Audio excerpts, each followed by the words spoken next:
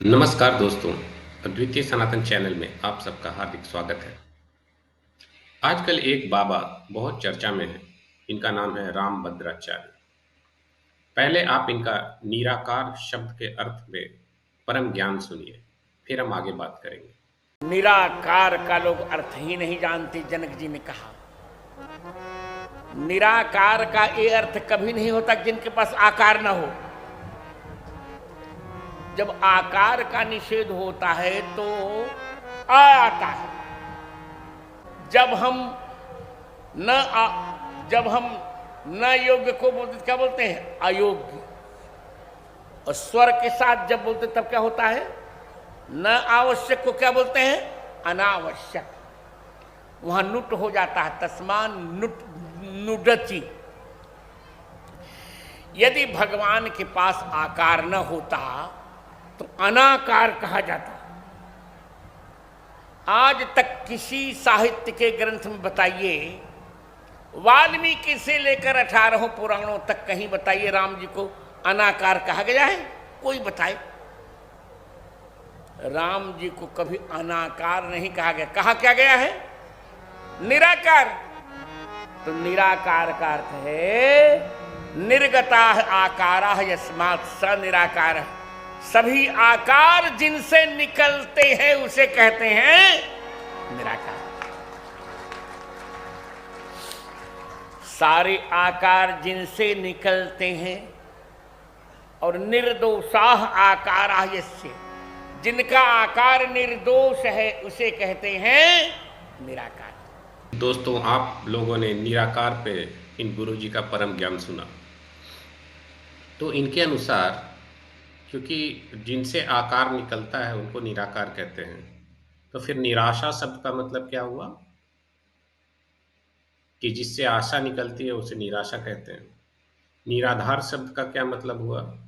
कि जिससे आधार निकलते हैं उसको निराधार कहते हैं। निरापराध का मतलब क्या हुआ? कि जिससे अपराध निकलता है उसे निरापराध कहते हैं। ये कैसा कुतर्क है?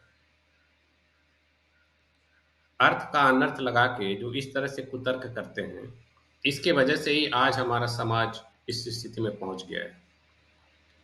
अब आप लोग सोचेंगे कि ये निराकार की विवेचना कर क्यों रहे हैं?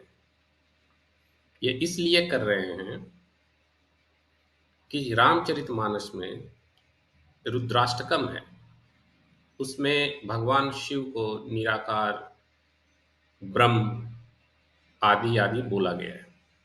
तो इन जैसे जगत गुरु जो कि अपने आप को वैष्णव कहते हैं, उनसे ये सब बर्दाश्त नहीं होता, उनसे ये सब डाइजेस्ट नहीं होता। तो इसीलिए इस चीज को प्रूव करने के लिए कि भगवान ब्रह्म कै शिव जी ब्रह्म कैसे हो सकते हैं, ये कुतर्क पेश करते हैं कि निराकार का मतलब वो है जिससे सारे आकाश आकार प्रकट होते हैं। पहला तो ये राम जी के संदर्भ में है ही नहीं, ये भगवान शिव के संदर्भ में है। और आप देखेंगे कि ये हर टॉपिक पे ज्ञान देते फिरते हैं। यहाँ तक कि इन्होंने हनुमान चालीसा को भी बदलने की बात कह दी। ये और इनके फॉलोअर्स इनको जगत गुरु और ऋषि बुलाते हैं। हालांकि मेरे विचार से तो आदि शंकराचार्य को छोड़कर कोई और जगत गुरु नहीं हुआ, क्योंकि वो एकमात्र ऐसे महापुरुष थे जिन्होंने पूरे भारतवर्ष में सनातन धर्म की पुनर्स्थापना की और बौद्ध और एवं जैनियों को सही मार्ग समझाया। पर अगर हम रामानुजाचार्य और माधवाचार्य को भी इंक्लूड कर लें, तो भी हमें देखने को मिलता है कि पहले 100-200 सालों में कोई एक आध जगत गुरु बनते थे,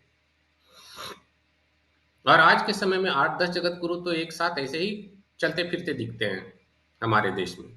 पर फिर भी सनातन की ये दुर्गति है। जगत गुरु ना हुआ कोई हलवा हो गया कि हर कोई जगत गुरु बन रहा है। हमारे समाज में इतना पाखंड इन जैसे गुरुओं की वजह से ही आया है, जो साधारण किताबों को धर्म शास्त्र बताकर लोगों को भटकाते हैं और अर्थ का अनर्थ करके अनर्गल प्रलाप करते रहते हैं। बाकी आप लोग समझदार हैं और सही गलत का फैसला खुद कर सकते हैं। आज के लिए बस इतना ही।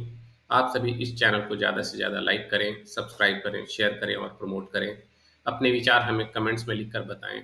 जय सनातन, जय हिंद, वंदे मातरम।